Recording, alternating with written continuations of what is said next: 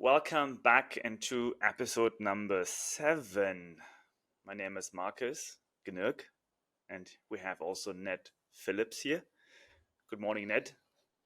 Good morning, Marcus. How is it in beautiful, sunny Vietnam today? It is raining in beautiful sunny Vietnam. We have rain. It's not raining in beautiful, sunny Singapore, but that's what people, I think, perceive when we live in this part of the world. It's always jungle and sun and shine. But the rain is, I'm actually not sure the rain's not always warm in Vietnam, right? It can sometimes be a little It depends chilly where too. you are.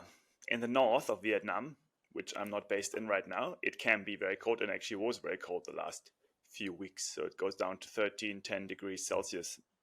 That makes you freezing. If you're on a motorbike, oh my God, you have to wear 5 layers. I can see that your original German constitution now feels that 10 degrees is freezing. I'm sure as a young lad, as a young boy, 10 degrees was quite summery, really, It was in nice. Germany.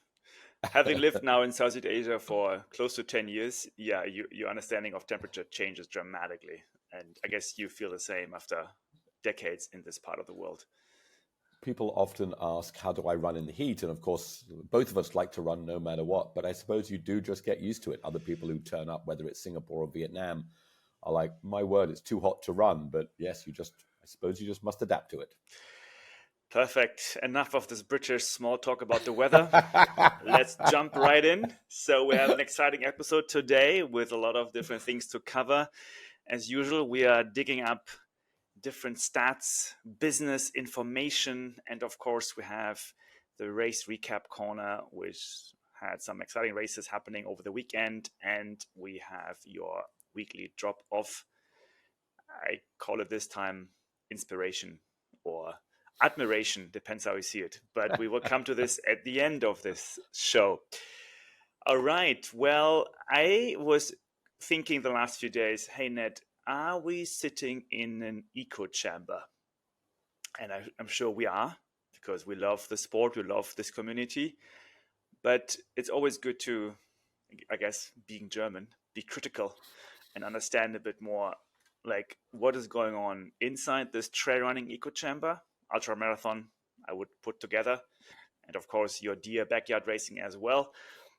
At the same time, what is going on outside the echo chamber, right? So I think we had a bit of a chat back and forth the last few days about the industry and the sport. So before going to stats, but what do you think? Are we in an echo chamber? What do you see outside the echo chamber? How do you feel about this? Well, first of all, I'm glad that as Germans are critical and British talk about the weather, I'm glad we clearly follow our cliches. We must, it's impossible not to be. When you are into something so much, no matter how open-minded you try to be, you're of course consumed because you read what you want to read. You read more about the sport.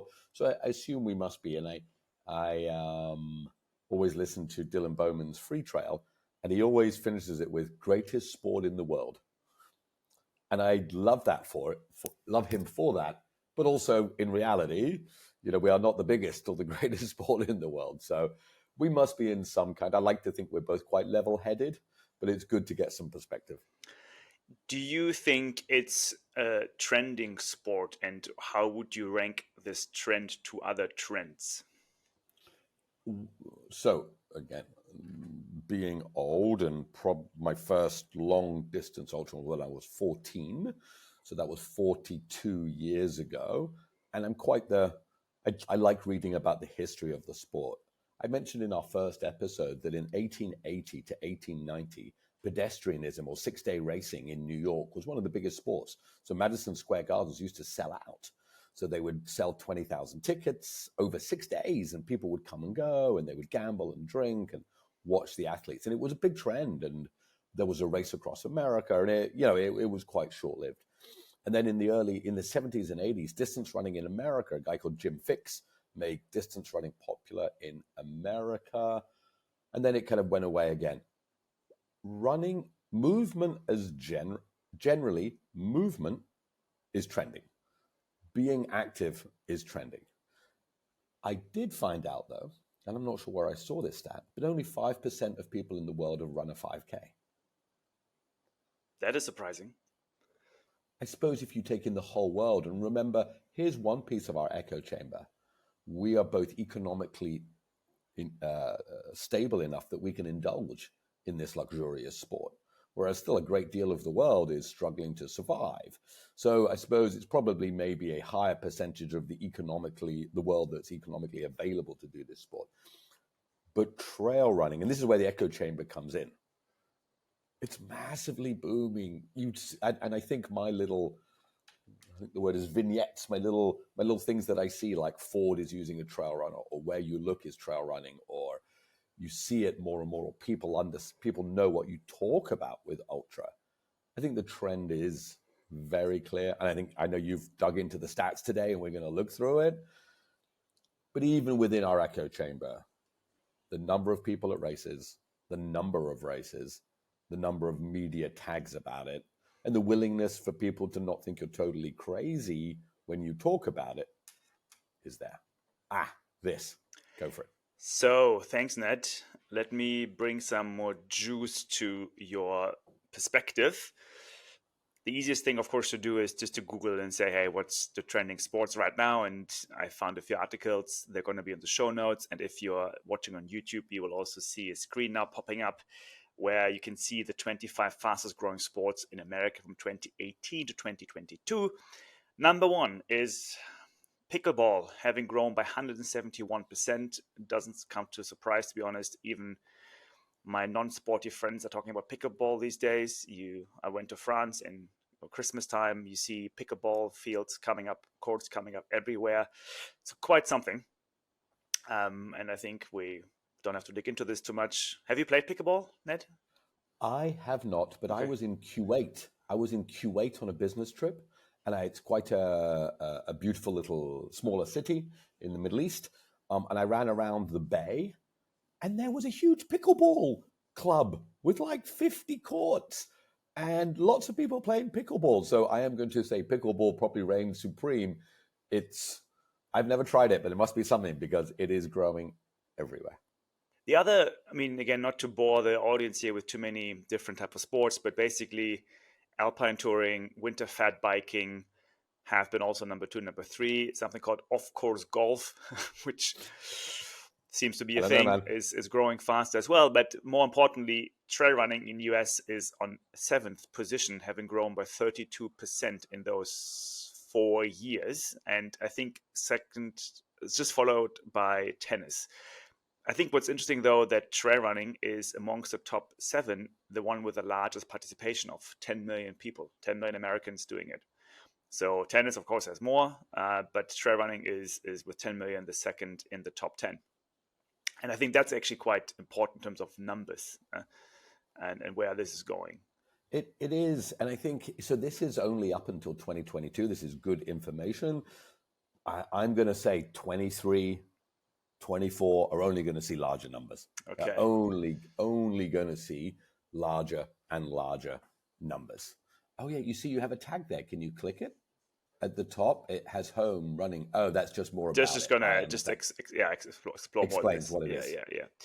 But okay, so let me then continue this and just to challenge you on a bit more points here. So going over to the Deutsche Ultramarathon-Vereinigung, which basically is a German website of the German Ultramarathon Association, which again, the Germans have put out a lot of stats here as well.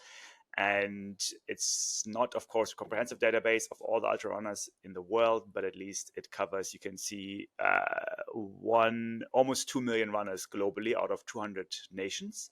So quite significant. The US and France are leading with ultra running, followed by South Africa and Japan.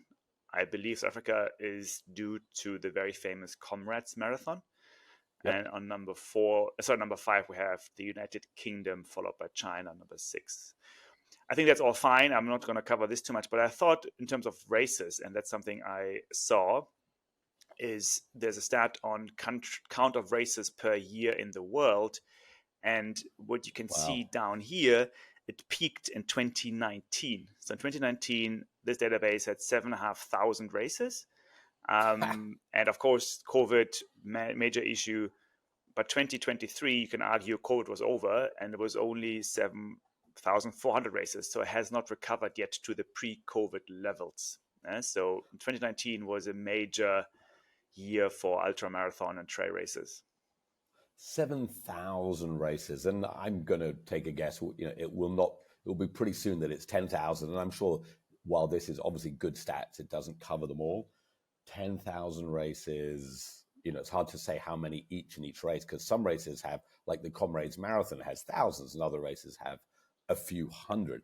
But it certainly means that every weekend, even if you look at that means there's at least 150 races every weekend going on around the world. So we are trending. These numbers are absolutely showing that, but we're nowhere near saturation. Nowhere near. Yeah. I mean, if you look at the growth from 2000, there was 600 races to 7,500 in 20 years. That is incredible, man.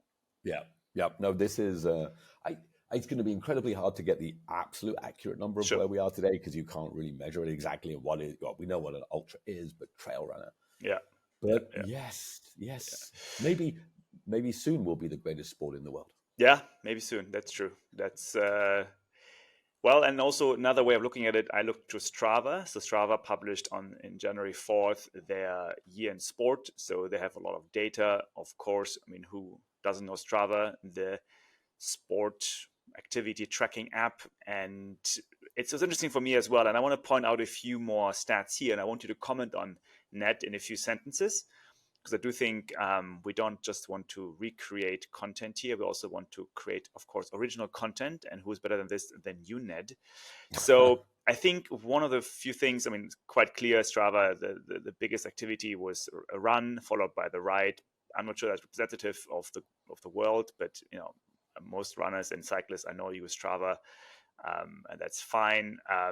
What I found interesting was how the Gen Z is doing it compared to the other, I guess, generations.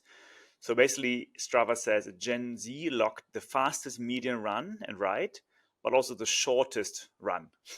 So they're running faster, but also shorter. Is that so? Gen Z, for everyone, of course, is 20 to 26, I think, age group, depending on, of course, how you count the years, but along those lines. The younger people are going faster and slower, Ned. What do you think? I love this stat. I think this nailed it. I think this was really great. There's lots of interesting stuff here. But that's just the fact. That's why ultra and trail, despite the people who are winning, like right at the front, who are younger people who are, as we talked about one of our first episodes, young people coming, or young pro athletes coming straight to ultra and trail. But when you look around an ultra, it's 40-year-olds, it's 50-year-olds, it's 60-year-olds when you look at trail. It is getting younger. I would be interested in Strava's data over the years. But I think there's also young men. I can't speak as a young lady, but as a young man, young men have more egos. They just have to go quicker. I used to think running 6 minutes per K, I'll be honest, was laughable. I used to think, what? Do people actually run 6 minutes per K? When I was like 30, what's going on? Now I can't break on occasion I can break 6 minutes per K.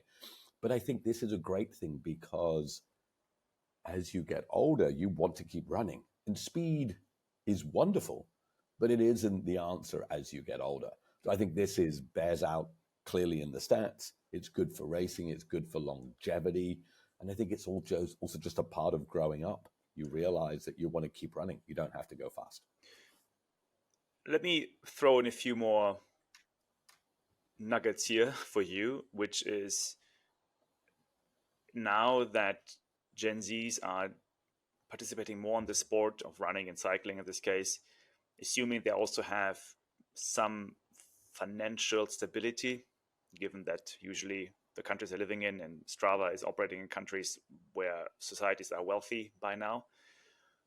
So they don't have necessarily the worry to work that much anymore, like the boomers or the Gen X, which, the post-war generation had to do other things than running. So we're talking about a fairly wealthy, young, fast, speedy generation. What does it do to the industry? How does the industry of the sport adapt to this and cater to this? I've always been fascinated that Strava hasn't shown us adverts. This audience is demographically an audience the companies would like to market to. So you say, the demographic of this audience, not only being younger, more social media focused, from a business point of view, so they said they have 120 million athletes. Can you imagine that as as an audience? I mean, you work in nutrition, almost, I would be hard pressed to find any advertiser or any company that's selling a product would not be interested. Because okay. Here's a question. Or did Strava ask about their education levels? No, they didn't. This is going to be a highly educated, financially doing well, type A. This is an audience you just want to sell stuff to, thinking from a business point of view. Now you're, of course, triggering my entrepreneurial brain again.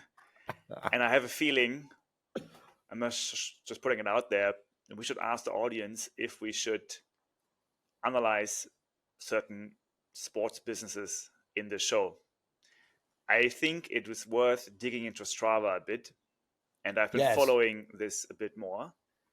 I'm not prepared for this right now, but all I can say is that it's a company that has struggled over the years with return on investment. They have their own investors. They have venture capitalists on the cap table. I know by now they have invested for more than 10 years.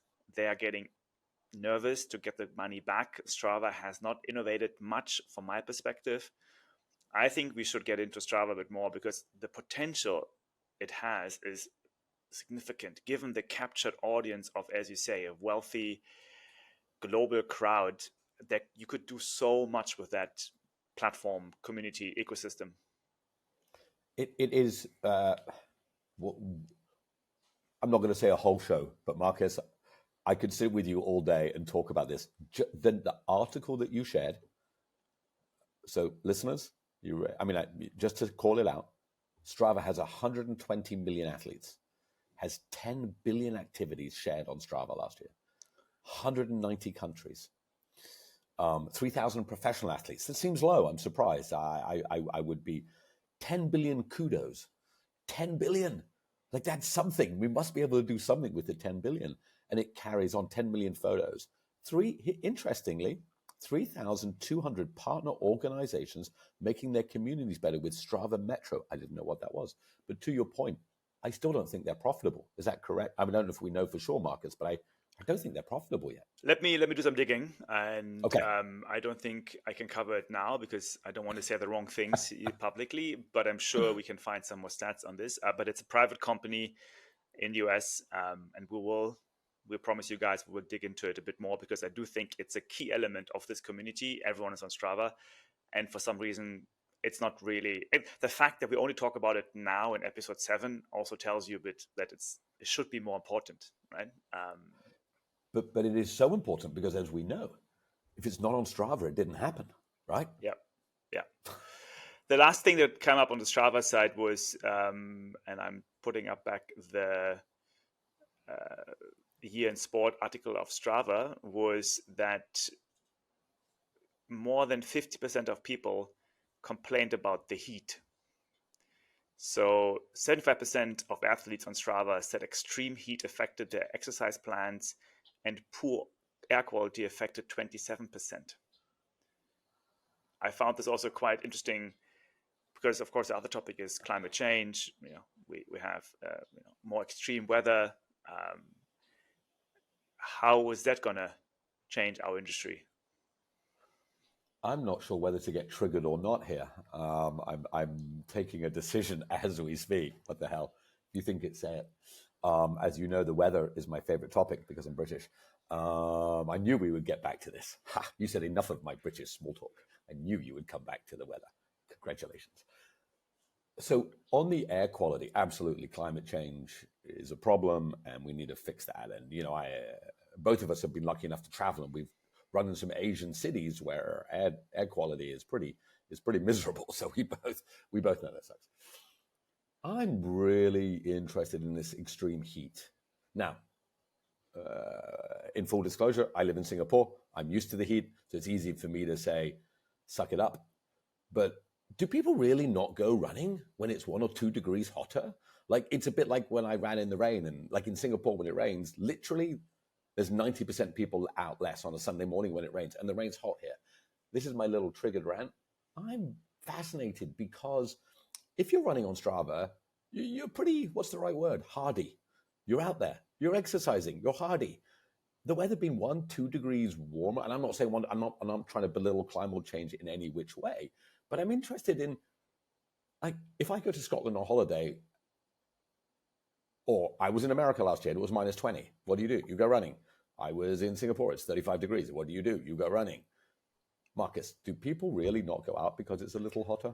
No, I think we need to be empathetic with the Strava community, which I'm assuming is a lot in the West, America, Europe, those countries.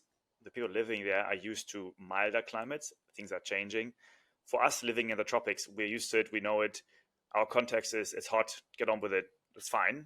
But I think for someone who's not really used to the extreme weathers and you live in those climates, you are surprised by it. So I think it's just a matter of fact that you just get hotter and they need to get used to it. If they would move out here, then you get used to it. You have no other chance. But given that you've been maybe running for 20 years, 10 years, and it is getting hotter in summers or more extreme and colder in winters, I don't want to be a scientist on climate change, but I think that's just how they are feeling it. It's more like it's a feeling of how it used to be and now how it feels like now. I'm not a scientist on climate change, and climate change is real, and we need to fix it 100%. But if you are in Germany or America and it's cold, you'll still go for a run, right? Yeah, for sure. I mean, I rather go on a run in the cold, to be honest, than in the heat. I think that, but what I'm leading to this as well is that the industry has to adapt as well, whether it's your clothing, your gear, make it more multifunctional, make it more breathable, make it cooling, and of course nutrition. You need to think more about electrolytes, sodium, magnesium, calcium. So, as a company founder of a nutrition brand, it's definitely worth looking into to say, hey, how do you adapt to the need for electrolytes? And I think it's very important. And that's like, we are almost experts from the heat. We've been running and training in this for a long time.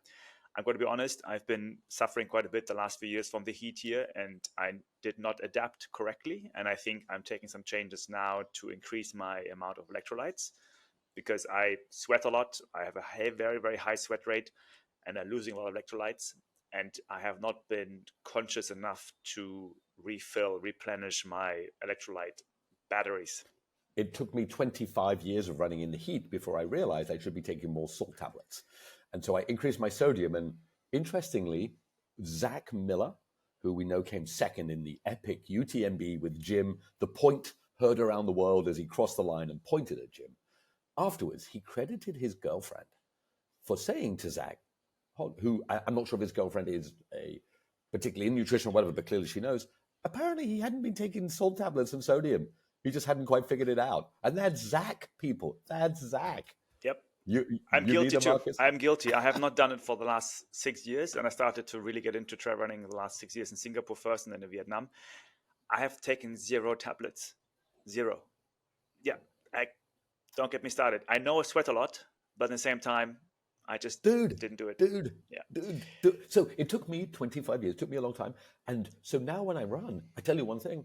I'm taking 2 an hour. So when I did that 100K, I think I took 20 at least. I think I ran out. I had 20. I took all 20. They were all gone. And not only does it help you at the time, but the recovery the next day. And again, I'm not a scientist. For some reason, like as some of the people who follow me on Strava know, I run a marathon every weekend just for fun, not an exact marathon, 40, 50K. I have no leg soreness. Now, partly because I do it every weekend, therefore it's fine, right? It's like anybody, you do it, it becomes normal. But since I took sodium, anyway, this is not just a nutrition show, but sodium is important. Maybe you need a nutrition sponsor, Ned. We could talk about that, Marcus. Yes. All right, moving on. Thank you for the insights on the trends. I wanted to highlight one more part in terms of business in this world. Something that wasn't really covered, but I thought is definitely also noteworthy, is the IPO of Amer Sports. So the question is, who is Amer Sports? Do you know them, Ned? I had heard of them a little, and I read your article. Salomon. Imagine you had said Salomon when IPO. People would be doing backflips. Yep. So Amer Sports, for the ones who don't know, and I think you should know, is the conglomerate holding company that owns many different brands. It owns Salomon, Arc'teryx, Wilson, which is from tennis world, Peak Performance. So they own quite a different bunch of brands in the tennis, ball racket, outdoor sports, and winter sports kind of world. And Amer Sports went public a few weeks ago on the New York Stock Exchange. So anyone watching can see the kind of IPO news on Forbes. What I found interesting for this one is that, kind of coming back to one of the reasons why we're doing the show, they are basically owned more than 50% by Anta Sports. So who's Anta Sports? Anta is a Chinese company who is the third largest manufacturer of the footwear, sportswear behind Adidas and Nike. And Anta has their own lines. Anta Sports is also large in Vietnam, for example, shoe lines.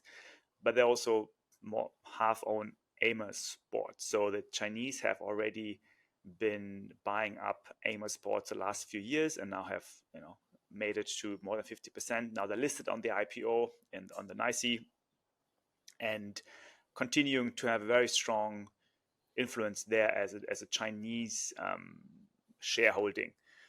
The other part that I found interesting, guess who also owns 20% of Amer Sports? Well, I'm not allowed to guess because I read it. Please share the news. The founder of Lululemon. Exactly, Mr. Chris Wilson. I'm like, he got into that the last few years and was brought in as an investor and as a board member in order to boost Salomon's and other brands' consumer businesses, especially the online business. And his stake of 20%, I think, is worth more than 100 million by now. I found interesting that part, especially because we just talked about Lululemon a few weeks ago, and we said Lululemon is also going into trail running. So there seems to be a very interesting mix of interest aligned here, or pushing in the same direction, of Anta Sports going to trail running, Amer Sports having Salomon, Arc'teryx as trail running. We have Lululemon going into trail running. So all of those are kind of linked together to a certain extent. I don't think consumers really know this, but I wouldn't be surprised if Lululemon is going to use the same manufacturer than Salomon in China. I'm going to say this is one of your best bits of detective work. I think no one else covered this, Marcus. You're good at this detective work. This connection between Lululemon, between a company like Louisville Slugger. If you're American, that's one of the most famous baseball brands, right? Wilson, if you're tennis, coming together here with the owner, out of China. But here's quite interesting. I don't know if you noticed in the article, the whole company as a whole is still unprofitable. Yeah, the loss was 17 million dollars last year. Yes. Yeah. But it says in the article that some of them are kind of more legacy brands that they're trying to fix. But the ones with the biggest runway, they said, were Salomon and Arc'teryx. I'm never quite sure how to pronounce it. $949 million in Salomon. So I'm not sure if Salomon is loss-making because we didn't dive into the balance sheet that far. But the article seems to say that their growth, they believe in, are these adventure and running brands, outdoor brands, rather than perhaps the tennis. I wonder if, or maybe Wilson starts making pickleball rackets to get into the trend. Maybe that could be it. I mean, kind of aligned with this is an announcement just 14 days ago. Arc'teryx is coming up with their own designed trail shoe. So far, they've been basically taking Salomon shoes and rebranding it as their own shoe, given that's the same mother company. But now they're basically coming up with their own trail running shoe that is still produced from the same company, but it has a different team on it, a different design concept. So they're also ramping up the ideas of their own as their own, I guess, brand in that Amer Sports ecosystem. But yeah, so long story short, Amer Sports is doubling down on two things. They're the most profitable already in the outdoor sports segment. I did look into the IPO filing and I read through it last night. And Wow. the most profitable part of the business is the outdoor sports business. It generates the most revenue and is the most profitable one. That Actarix and Salomon are the two brands in that portfolio. So they're doubling down on that part, and they're doubling down on the consumer business, where they have only a very small portion of the revenue comes from direct to consumer, so online at 20 something percent. They want to get to Lululemon style 50%. And the last part is they want to focus mostly on North America, Europe, and Greater China. Not any other regions, at least they don't name it particularly. So you're saying that they're going to do shoes, and forgive me for not looking at the camera right now. I am trying to find a post. Can't see it right now. I'll paraphrase it. At what point, Marcus, before I mention this post, at what point do you think the shoe brand world is saturated? Very good question, and I think we're coming there actually soon. I have a feeling that there is, just like a road running, we will see just a few major brands surviving. Right now, everyone is trying, everyone is jumping on the train, but also I do think there will be consolidation. Given that financial markets are going to change rather soon, we see interest rates probably going down again, liquidity goes up. That means there's more cash to consolidate. I do think we see more M&A in the next 5 years coming up, whether it's a Hoka going to buy up more brands, or whether it's Chinese buying up more brands. Right now, I don't think it's possible because it's too expensive to buy stuff. Interest rates are too high. You can't raise capital that easily. But in the next 5 years, yeah, I'm sure that given the market is saturated and given that liquidity is going to be increasing again, I think we're going to see more M&A. The reason I ask that is this, not everyone, but Lululemon, Arc'teryx, everybody's doing it. The OG, the legend, Carl Meltzer, Mr. Speedgoat himself. So just a little, I won't detour too far, but Mr. Meltzer, who has won more 100-mile races than anyone else, has probably really one of the OGs of our sport. He doesn't fly. He hates to fly. He very rarely flies. He drives everywhere in America. He drives overnight, runs 100 miles, sleeps in his car, drives home again, right? He was the very first athlete for Hoka. So he was Hoka's first athlete. And if you run in Speed Goats, that's Carl Meltzer, right? It's not Speed Goat for a goat. That's Carl Meltzer's name. It is Speed Goat. And he, way back when, 20 years ago, when Hoka took the chance to be a competitive brand, it seemed crazy to get into the footwear brand. It just seems the footwear business seemed crazy. As we discussed, Hoka, I think previously, has like 1.5 billion of revenue and has done something I think is going to be very hard to replicate, which has started to dominate. And he wrote a post the other day. He's so calm and chill, Carl Meltzer, and he doesn't fly, but he had to fly. And he was in the airport and his plane was delayed 10 hours. So he sat, watched. He said he could not believe the amount of people walking around the airport in Hokas. He wrote a beautiful post on Facebook. This humble little brand started with a couple of guys in Chamonix. He said everywhere, 1 in 10 people almost, if they had trainers, had Hokas. And as he was queuing up to get on his plane, the guy in front of him was wearing Speed Goats. And he said, I just didn't know whether I should tap him on the shoulder and say, that's actually me. But he's so humble and cool, he didn't. But it was a beautiful post about how amazing Hoka has done. And whether somebody could do that again, I don't know. But amazing how the shoe brand has changed. That's true. Little anecdote as well from Vietnam. You have a lot of tourists here, of course, and you can identify the Americans by wearing Hoka and the Europeans by wearing On Cloud. Yeah. It's quite obvious. On Cloud was another successful shoe brand that grew, started by a German triathlete, or started by a triathlete. Swiss Right? based. Swiss. Yeah. So, and these are the rarities. What I'm interested in is will Speedland, out of Dylan Bowman's brand, Speedland, which are these new high price shoes out of Portland, Oregon, which are trying to grow in a more niche. Anyway. I mean, as I say, if there's a gold rush, you rather sell shuffles, right? And that's where I think I'm coming back to my analysis, my brief analysis, is that someone like Anta Sports is probably producing for all of them. Like, we see this huge boost in brands on the front, whether it's Hoka, On Cloud, Salomon, and whatnot, but they have to produce it somewhere, and that happens in Vietnam, in China, and other parts of the world, and they are not usually owned by those companies. I don't know, but looking at just the Salomon example, they are not, and that's where the infrastructure, the manufacturing part behind all this, whether it's also vests or other gear, that's where right now the money is made, and I am sure that the manufacturing partners are rubbing their hands and smiling given this whole trend. 100%. It's a good trend. Wonderful. Another thing that came up on my radar was Neversecond and Jim Walmsley. Neversecond is a very great and one of the leading nutrition brands out of Europe. And our dear friend Jim has become a partner of Neversecond.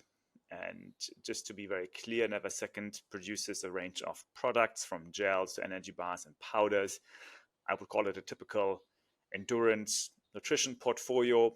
And Jim has been using them for already some time, especially for his big win at UTMB, and has been then reaching out to them afterwards, and then they became partners.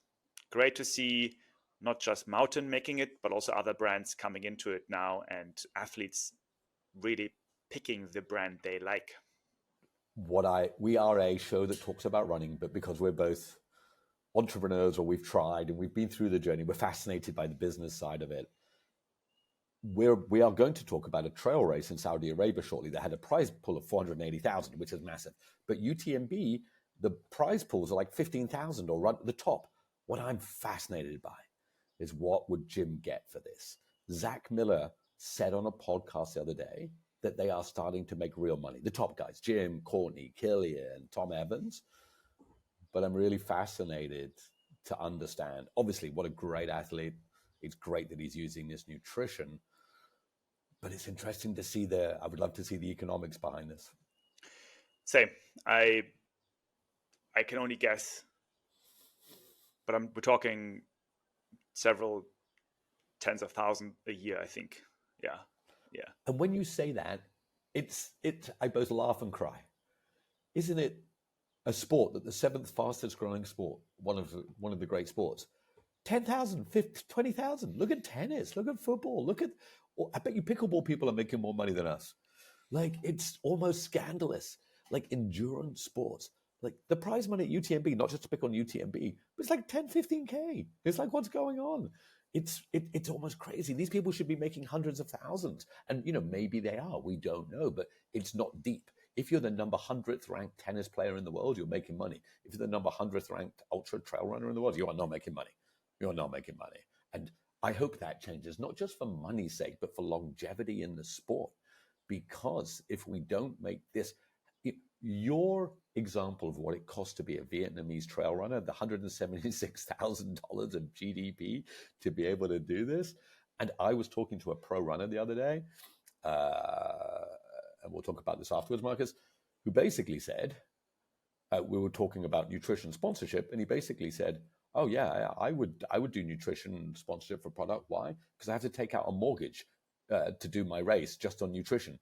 Gels every time, obviously not quite, but imagine if you only win $10,000 to win a race and you've got to fly there and travel there. So I am fascinated to see what the sponsorship levels, and I hope they increase. Yeah, that is true.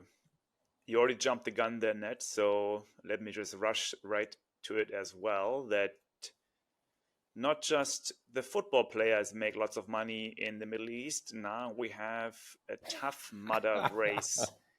Tough Mudder is part of the obstacle course racing segment where the entire prize purse was $480,000 for that first ever 2024 Tough Mudder race in Saudi Arabia. Happened over the weekend. Quickly on the race, so obstacle course racing is, in this case, it was a 10-kilometer course with 20 obstacles. So it's climbing, it's robbing, it's jumping, it's whatnot. And you had to do as many loops as possible in 8 hours. So that was basically the course. What's important to note here, two things. First, of course, the prize money. So the winner got 80,000, female and male. By the way, the same prize money. I like that. And the second part is that most of the participants were actually trail runners, very well-known individuals from the trail running world. The winner was Jonathan Albin from the UK, but living in Norway. Alisa Petrova from Russia. Jonathan, I think, was the winner of CCC a few years ago. He crushed this race, collected $80,000 in prize money compared to, I think, UTMB. I'm trying to figure out the number right now, but it's definitely less than this. And I had the number somewhere. Apologies. I think it was 15. Then I read it. I think the number I remember was 15. I'm not sure for sure, but it was substantially less than 80,000. What's going on there? Like, where's this coming from? This was popping up this morning, and I was like, "Wow, this is significant. We should talk about this." This is a long, complex topic. The word sports washing gets thrown around, but in reality, sports is part of our lives. Look at the Super Bowl, $5 million for a 30-second advert in the halftime show. The money in sports is incredible. And the fact that a country in the Middle East, Saudi Arabia, is using money and using sport to promote itself is partly what countries do all around the world. I'm not going to get into the politics of it, but it's fantastic. They have money. They want to grow sports. For those of you listening in America, soccer, for the rest of the world, football. I don't know how much Ronaldo got paid, but I think he gets about $480,000 a day to be there or something like that. The amounts of money that kind of getting put at sport is boxing matches are happening there, football, etc. And I think, they're willing to go into growth sports and grow it.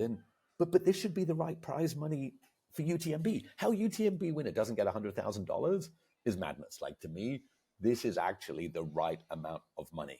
Let's say an athlete can do 2 or 3 races a year. They should be winning this amount of money. So what's going on? I think it's a country with, I'm not going to say unlimited, but I'm going to say unlimited funds, which is looking to change its perception in the world, is clearly using sports, and people can debate the rights and wrongs of that. And trail running is getting its tiny, tiny, tiny little share of it. I mean, there's also the Formula One race happening in Bahrain this weekend, and I don't want to even know the numbers that are thrown around there. But in any case, I do think it is government stepping up the game in that region, providing funding to those races, where usually races are sponsored by companies, corporates.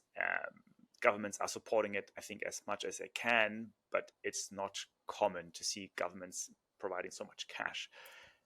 More trail running, more races in the Middle East.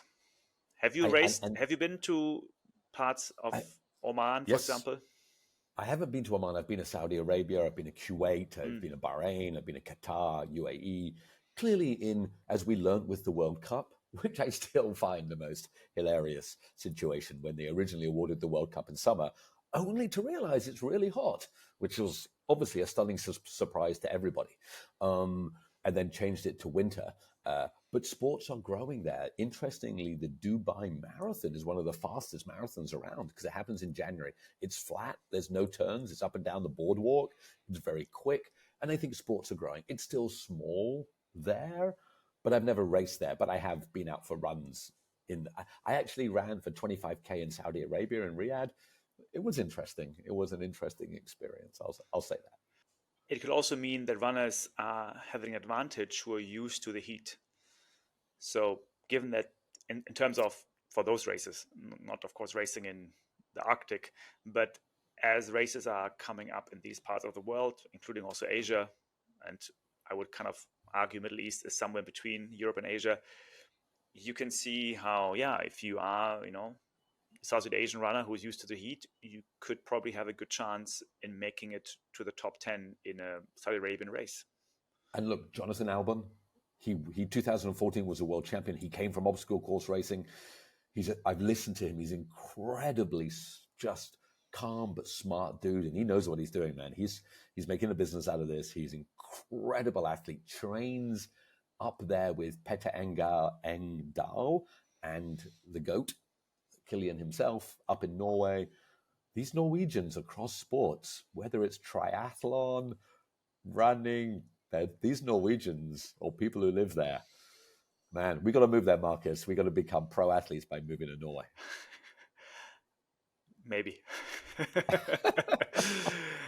All right, let's move on to a very special race, the TransGrancanaria, the oldest trail ultramarin running race in Spain, happened over the weekend on the beautiful island of Gran Canaria. It is part of the World Trail Major Series, the new series who just was announced a few weeks ago. Looks like a great race, beautiful race. I am going to highlight a few things of the results here.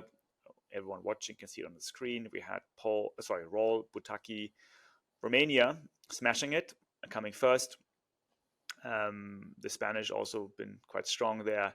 Noteworthy is Jiasheng Shen, coming fifth from China. I think that's definitely noteworthy. He suffered quite a bit. I think he was hoping for top 3, but he is the only Asian in the top 20. And of course, Ned, what happened to the Queen? Well, before we get to Courtney, obviously this race is one of the greats. But is it fair to say Jiasheng Shen is Chinese top trail racer? Is that fair to say? I think so. I think he's at least the top trail racer who travels outside China a lot. I'm not sure we can always know what's going inside China, but at least he takes the trips to go to UTMB, to go to other places in the world, including Gran Canaria. Incredibly competitive race. Zach Miller was 7th, so he was 5th, and he struggled. If he'd been top 3, this is a very European race. So a couple of things to note. It was live streamed, so amazing coverage. I watched it. Poured with rain overnight, cold, fog, rain. So it was, and the men's race, the lead changed all the time, backwards and forwards. Of course, as you mentioned, the Queen, who won this last year in half an hour quicker time because the conditions were better. Last year she wasn't leading straight away. This year, 2 minutes in, she's leading, she's gone, she's winning. But I was just randomly, didn't watch it all, but I was just randomly turning it on and off. I saw her in the middle of not the middle of the night, but maybe in dawn. This race starts at midnight. So it's slightly different. It's very rocky, very hilly, etc.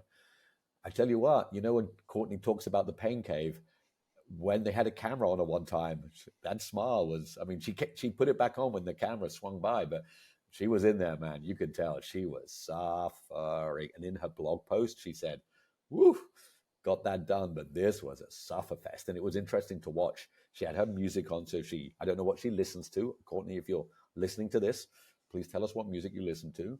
But she had her headphones on. She was head down, and man, she had her stare on, and she looked like she was doing it hard, real hard. Guess how many people have watched the live stream all together now? I don't know, because when I was watching it wasn't many. But how many, Marcus? So the impressions are now counted as of today, 220,000 views. Wow. Okay. That's really good. So we made it one of our tasks to track those numbers for live stream, because this for us is an important indicator of the popularity of the sport. So let's keep in mind that this World Trail Majors got 220,000 views so far. I'm sure there are going to be more given people are watching it now, maybe during the week. But as of Tuesday, 27th of February, 220,000 views of this race. Not bad. Not bad, right? We should keep this in mind. I would love to go there, man. This sounds beautiful. This. Oh, this is one of the greats. Like, this is really one of the great races. Like, we have Western States and Comrades and UTMB. Gran Canaria is one of the greats. It looks epic, hard, volcanic, wild. I think up alongside the Diagonal des Fous, one of the toughest ones out there. Alrighty, what do you got here? I'm got a little surprise for us here, but I do want to mention this. There also was the New Delhi Marathon happening over the weekend, and I can bring us back to Asia as we want to cover this part of the world as well. We had 20,000 people participating in the New Delhi Marathon. So I had the pleasure of talking to some more Indians last few weeks, given that with Lecka we just soft launched in India, and I've been connecting with various parties up in India. It is staggering to me how little actually the numbers are on the long distances in India. So the estimates are that only 20 to 50,000 people in India are currently into marathon running. A country of 1.6 billion people. Wow. Around 200,000 to 500,000 on the 5K distance, so much more. But on the anything above the 42K distance, we are talking, 10,000 doing ultra. So that's some interesting stats that I got the last few weeks, and it is starting from a very low base. But of course, given 1.6 billion people, it will only grow in the right direction. We talk business and running. Somebody told me in business, the best place to start is when there is all opportunity. Don't get in at the peak. You are not getting in at the peak of Indian ultra running, that is for sure, or Indian running for sure. The other thing that's powering this country forward, for anybody who hasn't been to India, it's an incredible country. As Marcus said, it is the world's most populous country now, more than China. The economic upgrade of that country is astounding. I mean, I first went there 30 years ago, and having been back on several occasions, but again, I was there a year ago, it's astounding what's happened in India and what's changed. Yeah. And with economic growth comes a bad thing, bad food. People start to eat American food because when you get money, what do you want? You want American food. And what happens? You get unhealthy. Therefore, you start running. And I think this trend, this combination of economic prosperity, which gives time to run, but allows people to eat Big Macs, which are bad, which makes people then want to have health, which will grow. Give it 20 years time, Indian running will be huge. Yeah, it also comes with, I think, a lot of air pollution at the moment. We do know that, unfortunately, India has a lot of polluted cities. It's not very conducive to running outside. The wealthy people who are usually doing the sport are in the cities, they can't run. So it's a bit of a combination of a few factors there. And we will have, I can announce it now, we will have a show coming up where we have a snapshot of the Indian running market being covered. We will invite some guests on the show for each country to cover these. We want to hear it from the people on the ground. I'm sure the stats are going to be more accurate then, but we're excited to cover these countries a bit more in detail in the next few episodes. It would be fantastic. I cannot wait. I actually lived in India for a year and I love that country. It's amazing. About a year ago, I went for a run. I was there on business in Pune. Pune is maybe a city people outside India have not heard, or in other countries in the West. I don't know. It's got like 5 million people, or these huge cities. One thing I will say, Marcus, as you say, running in Indian cities is not easy. The roads are chaotic. There's traffic everywhere. And as a foreigner running in the city, I got quite a bit of attention trying to cross roads and buses and tuk-tuks and all the craziness. It was quite the experience, but would I want to run in the traffic? So I think you're right. There is a bit of a challenge for people with money. If you're living in Mumbai or New Delhi or Pune, it's a bit of a quandary. I'm not quite sure how you get out for your daily run. You just do it. It's a daily obstacle course racing. Yes, that is correct. Jumping over chickens and buffaloes and cars and tuk-tuks. Correct. Wonderful. Okay, that's a wrap. However, one more thing missing. We're going to hear now Ned's drop of admiration for a specific individual who make the sport. Ned, are you ready? Always. Take it away. normal. Is it what we do? Kilian makes it look new normal. But running has always been normal, right? 10 million years ago, we ran to the supermarket. That's what a mammoth was called then, a running, hairy-horned supermarket. We ran it out of energy. We have more energy. Humans can outrun anything. No animal has our endurance. We are kings and queens of running forever. So it's normal to run until we catch things. But sadly, we don't need to do that anymore. Kmart, Tesco, Costco, they don't run away when we approach. They give up so easily and offer us donuts. We say, yay, a sugary treat without running. I'll have a dozen, please.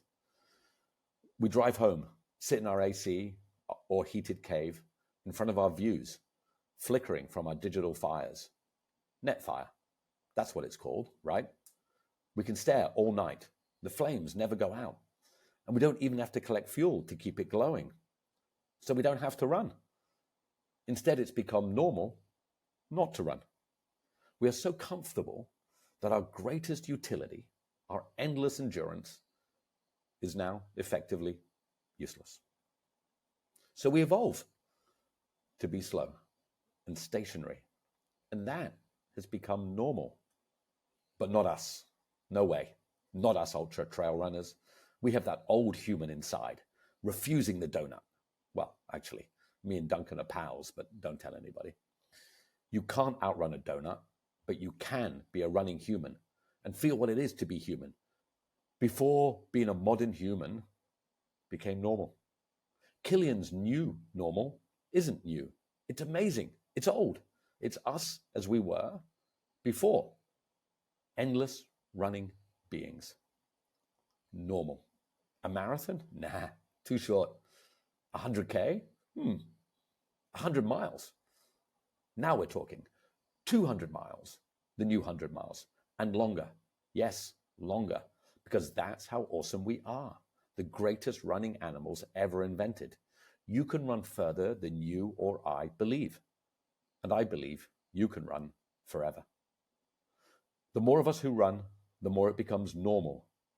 New normal. Back to our roots. And while I love the trappings of this modern life, I've never felt more normal than when my legs erect, my undercarriage chafed, my calories gone, and my soul overflowing. Stand up, lace up, be human. The greatest running machines ever. Just doing what we are designed to do. Just being normal. See you out there, Ned. Thanks, Ned. I always look forward to these drops at the end of the show. I mean, I do read them beforehand, but hearing them from you is a different experience. So thank you for sharing that. Well, thank you. I like writing about things I love, and I love running, and I like writing, and the fact that some people would like to hear it, and we kind of have this opportunity, I appreciate it too. It was fun. I do like the term net fire. You can replace the NET with NED, then it's your fire. But net fire, it is something that would stick in my mind. I can see maybe some merchandise coming up. Net fire. Anyway. This was Laz. Like, we can't go one show without me mentioning Laz. He writes beautifully, and he once wrote about, really, we're going to sit in front of our screens? Really? Get out there, people. So a little bit inspired, and yeah, I was thinking about a cave fire, and then Netflix and Netfire. Anyway, anyone who just wants to see Ned giving his drops, I now have it's available on YouTube. So we have only the snippets of you giving the drop as well on YouTube. So if you want to skip all our bubbling from beforehand, it's fine. You can just go to YouTube and find Ned's drop there as well in a different section. Appreciate it. All right. Thanks, man. That was great. And everyone, thanks for listening. Please go to our website, onemorek.com, Twitter, onemorek, Instagram, onemorek. Subscribe, share, give us feedback. We'd love to hear from you, as you actually already are reaching out a lot, and we appreciate hearing from you all the time. And let's keep this machine rolling. Trail running, greatest sport in the world. We'll see you next week.